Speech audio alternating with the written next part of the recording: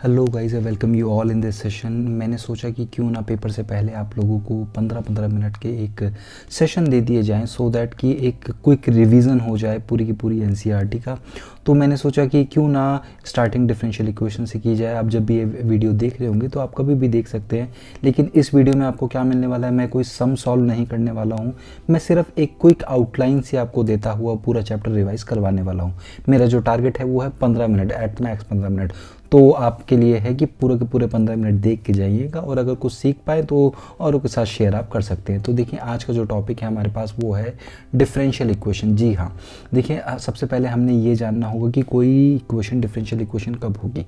इसके लिए 3 कंडीशंस हैं गाइस, 3 चीज़ें होनी चाहिए। इस एग्जांपल में देखिए 3 चीज़ें कौन सी हैं। एक इसमें डिपेंडेंट वेरिएबल होना चाहिए, एक इंडिपेंडेंट वेरिएबल होना चाहिए और साथ ही में इसमें डिफरेंशियल कोफिशिएंट होना चाहिए, मतलब derivative of the dependent variable with respect to the independent variable. ठीक है, अब देखिए यहाँ पे x है, x वाली टर्म को x नॉर्मली हम इंडिपेंडेंट वेरिएबल हम मान लेते हैं। ठीक है, y जो है वो हम नॉर्मली डिपेंडेंट वेरिएबल मान लेते हैं, इंटरचेंज भी कर सकते हैं, कोई बड़ी बात नहीं है। ठीक है, तो डिफरेंशियल कोफिशिएंट क्या हुआ, अगर नॉर्मल टर्म्स की हम बात करें dy बाई डी एक्स, पहली वाली इक्वेशन में इंडिपेंडेंट वेरिएबल है, हम प्लस 0 इंटू वाई लिख के डिपेंडेंट वेरिएबल भी लिख सकते हैं, लेकिन इसमें डिफरेंशियल कोफिशिएंट नहीं है, तो पहली वाली इक्वेशन डिफरेंशियल इक्वेशन नहीं है। सिमिलरली दूसरी वाली इक्वेशन और तीसरी वाली इक्वेशन भी डिफरेंशियल इक्वेशन नहीं है। उम्मीद है आपको समझ आ गया होगा। अब देखिए, जैसे ये वाली इक्वेशन है, इस वाली इक्वेशन में एक डिपेंडेंट वेरिएबल है विच इज़ वाई, एक इंडिपेंडेंट वेरिएबल है विच इज़ एक्स एंड एक इसमें डिफरेंशियल कोफिशिएंट है which is d y by d x. तो ये इक्वेशन जो है वो एक डिफरेंशियल इक्वेशन है। जब हमें पता चल गया है कि कोई इक्वेशन डिफरेंशियल इक्वेशन है तो हमें 2 चीज़ों का पता होना चाहिए। क्या? एक तो ऑर्डर और एक डिग्री। अब ऑर्डर क्या हुआ और डिग्री क्या हुई, देखिए डिफरेंशियल इक्वेशन को हमने पॉलिनोमियल फॉर्म में लिख दिया। पॉलिनोमियल फॉर्म मतलब कोई भी डिफरेंशियल कोफिशिएंट ऐसा नहीं है जिसमें d y by d x की पावर 1/2 हो रही है या 1 हो रही है, मतलब सारे के सारे इंटीजर आने चाहिए। अब जब हमने ये चीज़ अरेंज कर ली, ये चीज़ इंश्योर कर लिया कि किसी भी डिफरेंशियल इक्वेशन की पावर रूट में नहीं है, नेगेटिव नहीं है, मतलब पॉलिनोमियल की फॉर्म में है, तो उस समय उस इक्वेशन में जो हाईएस्ट ऑर्डर का डेरिवेटिव होगा, हाईएस्ट ऑर्डर का डेरिवेटिव मतलब लीजिए ये वाली एग्जांपल उठा लेते हैं। इस वाली इक्वेशन में देखिए, इस वाली इक्वेशन में double derivative d square y by d x square, ये हाईएस्ट ऑर्डर का डेरिवेटिव है, तो इस कारण हम कहेंगे इसका ऑर्डर क्या हो गया, ऑर्डर हो गया भैया 2। अब इसकी जो डिग्री होगी, इस डबल ये जो हाईएस्ट ऑर्डर का डेरिवेटिव है उसकी जो डिग्री होगी, मतलब मैं ऐसे लिख सकता हूँ ना, इसकी पावर 1 है तो डिग्री इसमें 1 हो जाएगी। हम ये नहीं कहेंगे कि भाई इसकी डिग्री 3 है। क्यों 3 क्यों नहीं है? क्योंकि वो d y by d x की है और क्योंकि इसमें d square y by d x square पड़ा हुआ है, तो फिर ये इसकी डिग्री नहीं हो सकती।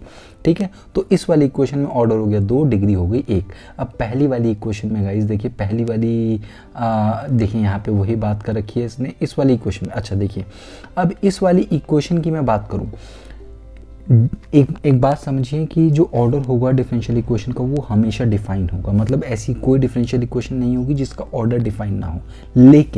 लेकिन गाइस डिग्री डिफाइन हो भी सकती है और नहीं भी हो सकती। अब देखो इस वाले एग्जांपल में देखो, ऑर्डर जो है, अब ये सारी की सारी पॉलिनोमियल एंड डेरिवेटिव की फॉर्म है, हाईएस्ट ऑर्डर का डेरिवेटिव 3 है तो ऑर्डर हो गया 3, डिग्री हो गई 1। इस वाली इक्वेशन में भी देखिए जो हाईएस्ट ऑर्डर का डेरिवेटिव है वो 1 है ना, d y by d x है। अब इसमें दो टर्म्स हैं, एक तो ये स्क्वायर वाली टर्म है और एक ये है d y by d x वाली टर्म। तो डिग्री क्या होनी चाहिए, जो इसकी हाईएस्ट पावर जो अवेलेबल है, मतलब डिग्री हो गई इसमें 2, ऑर्डर हो गया 1।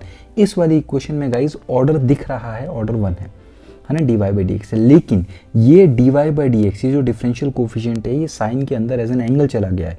इसे निकालोगे भी तो फिर वो इन्वर्स में फंस जाएगा। तो हमें क्या पता चला, इस इक्वेशन की जो डिग्री है वो डिफाइन नहीं है। तो मुझे लगता है आपको ये एक बात समझ आई होगी। ठीक है, अब जैसे इस वाली इक्वेशन में पहली वाली आप देख सकते हैं कि भाई ऑर्डर 1 है, डिग्री 1 है, इस वाले में ऑर्डर 2 हो जाएगा और डिग्री हमारी 1 हो जाएगी। ठीक है, बाकी तीसरा वाला खुद बना लीजिएगा।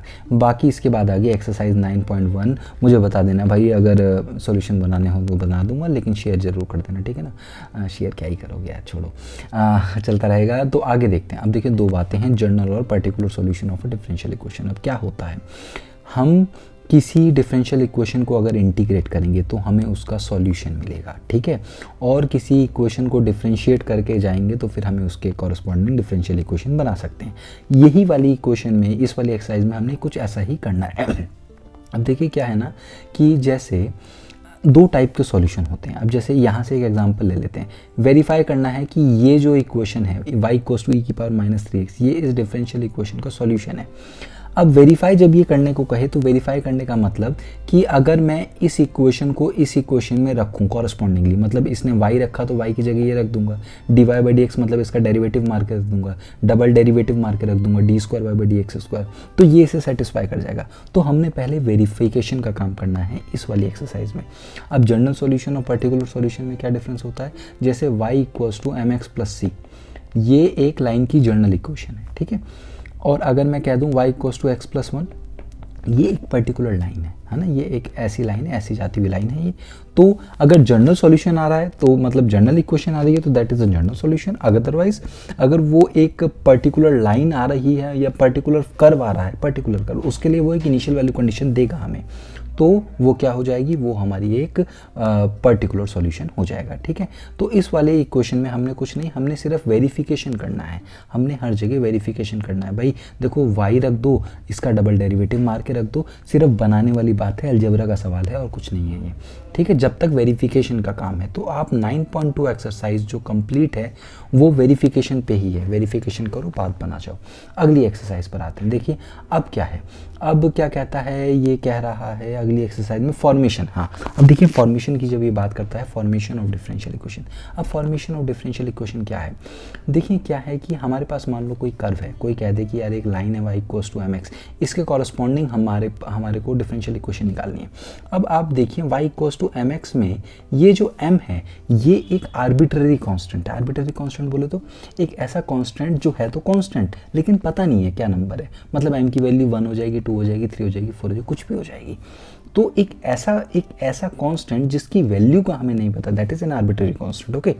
अब हमने क्या करना है, हमने एक जनरल सॉल्यूशन लिखनी है जो भी कंडीशंस को वो करवाना चाह रहा है, और फिर हमने उस इक्वेशन में से आर्बिट्ररी कांस्टेंट गायब कर देना है, ठीक है। एक चीज और, जितने आर्बिट्ररी कांस्टेंट होंगे किसी इक्वेशन में उतना ही उसका जो ऑर्डर है वो हो सकता है, उसके कॉरस्पॉन्डिंग जो डिफरेंशियल इक्वेशन बनेगी उसका ऑर्डर सिर्फ उतना ही पॉसिबल है। जैसे y इक्वल्स टू mx की अगर मैं बात करूं तो इसमें एक आर्बिट्ररी कांस्टेंट है, मतलब जो इसके कॉरस्पॉन्डिंग में डिफरेंशियल इक्वेशन बनाऊंगा उसका ऑर्डर मैक्सिमम क्या होगा, उसका ऑर्डर मैक्सिमम होगा 1। और जब मैं कह रहा हूँ ऑर्डर मैक्सिमम 1 होगा, इसका मतलब क्या हुआ कि मैं एक बार डेरिवेटिव मार सकता हूँ। ऐसा नहीं है कि मैं हर बार डेरिवेटिव मार के सब कुछ खत्म कर दूंगा और कह दूंगा कि हर बार डिफरेंशियल इक्वेशन में पाँचवीं बार डेरिवेटिव आ रहा है, ये नहीं करना भाई। जितने आर्बिट्ररी कांस्टेंट होंगे सिर्फ उतनी बार डिफरेंशियल इक्वेशन को डिफरेंशिएट किया जा सकता है, उतनी बार इक्वेशन को हम डिफरेंशिएट करके डिफरेंशियल कोएफिशिएंट्स को यूज़ कर सकते हैं, ठीक है। अब आई गेस जनरल सॉल्यूशन में और पर्टिकुलर सॉल्यूशन में आपको क्लियर है। अब देखिए क्या है ना, यहाँ पे इसने प्रोसीजर लिखा है, प्रोसीजर मैं हिंदी में बता देता हूँ, कुछ नहीं है भाई, जनरल इक्वेशन लिखो, जनरल इक्वेशन लिख दी, उसमें कुछ आर्बिट्ररी कांस्टेंट फंसे हुए होंगे, जितने आर्बिट्ररी कांस्टेंट होंगे उतनी बार डेरिवेटिव मार सकते हो। अब तुम्हारे पास एक ओरिजिनल इक्वेशन है जो तुमने लिखी थी, मान लो उसमें 2 आर्बिट्ररी कांस्टेंट थे तो तुमने 2 बार एक बार dy/dx और एक बार डबल डेरिवेटिव की इक्वेशन बना दी। अब टोटल 3 इक्वेशन हो गई। अब इन 3 इक्वेशन का यूज़ करके एक ऐसी इक्वेशन बनाना दो जिसमें आर्बिट्ररी कांस्टेंट नहीं है, बस अगर ये बना दिया तो बात बन गई, अदरवाइज तो गोले।